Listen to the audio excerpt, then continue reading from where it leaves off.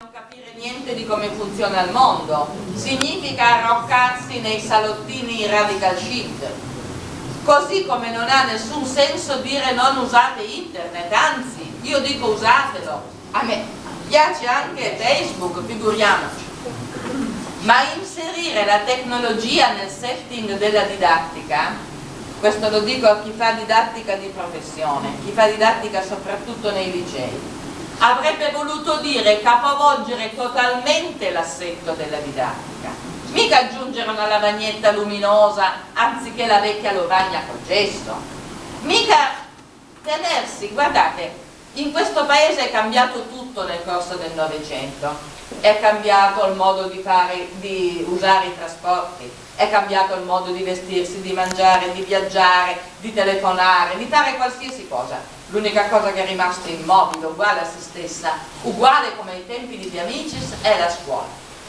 Banchi e cattedre, professore parla, ragazzi zitti, loro seduti tutto il giorno, che poi stare seduti a quell'età è un'impresa assurda, soprattutto da bambini, tutti seduti. Suona la campanella, alzatevi, risuona la campanella, sedetevi, il libro, il quaderno, la lezione, il compito, l'interrogazione, se voi leggete il libro a cuore era già così. Allora vi pare possibile che in un mondo che cambia tutto, questo non cambia? Com'è possibile che dei ragazzi si possano appassionare a un'organizzazione che sa di vecchio anche soltanto entrandoci?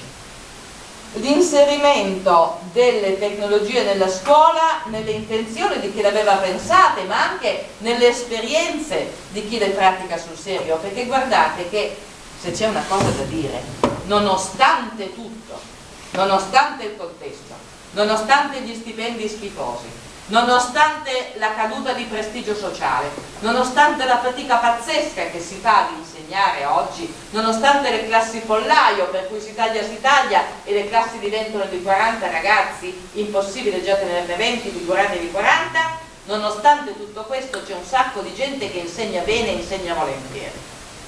Però non è obbligatorio essere eroi, capite? Non è che un milione di persone, tanti sono gli insegnanti, debbano essere tutti tenuti all'eroismo. Uno chiederebbe una sacrosanta, tranquilla, serena normalità. Io non mi devo sentire eroina quando adopero le tecnologie nel modo in cui vanno usate. Dovrebbero avermelo insegnato e dovrebbe essere normale, come è normale in Finlandia, come è normale in Svezia, come è normale perfino in Cina e in India.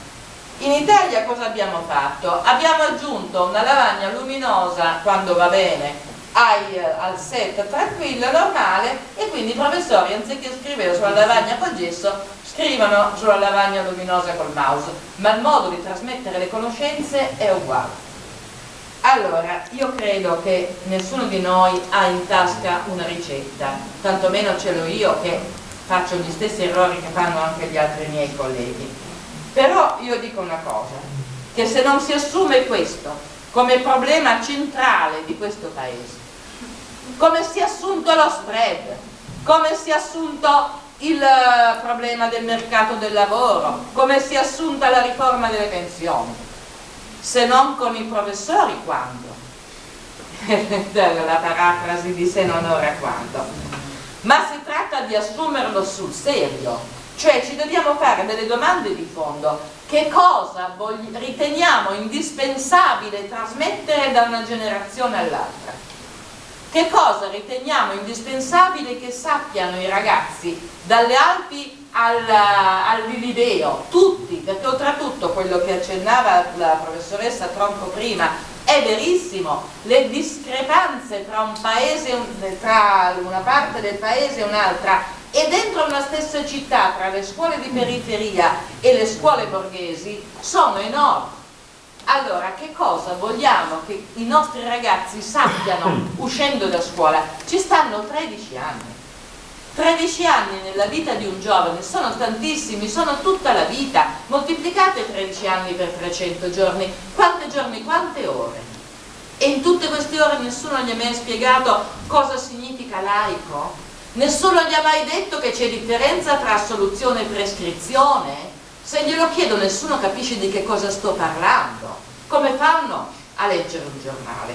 Allora, come facciamo a spiegargli che la cultura riguarda la vita, che ha a che fare con il modo di passare le giornate, che non serve soltanto a trovare un lavoro pur che sia, ma serve anche a passare una vita migliore, delle giornate più belle, come posso dire, una presenza più forte nel mondo. Come facciamo a trasformare la scuola da posto dove si va, cosa diceva prima, non amata, non temuta, al massimo tollerata, ci vanno per incontrare i compagni sostanzialmente. Come facciamo a trasformarla invece in un luogo vivace? Io ho una cartina di tornasole su questo. Io mi ricordo 3 dei miei professori del liceo, mi ricordo la mia professoressa di lettere delle medie e mi ricordo benissimo la mia maestra elementare. Ho chiesto ai miei studenti quanti professori vi ricordate. Io adesso ho 70 anni, loro ne hanno 18, non se ne ricordano neanche uno. Ma non perché i professori non fossero bravi probabilmente, ma perché a scuola ci sono passati come si passa in autobus. Non te la ricordi la faccia dell'autista dell'autobus? E allora io penso che dobbiamo renderci conto che se non ci poniamo queste domande, lo spread culturale diventerà irrimediabile, né più né meno come il baratro in cui temevamo di cadere 6 mesi fa.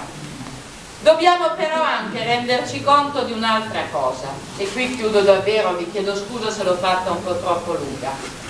Dobbiamo renderci conto che la scuola, a differenza di quando ci andavamo noi, non è più l'unico luogo di trasmissione delle conoscenze.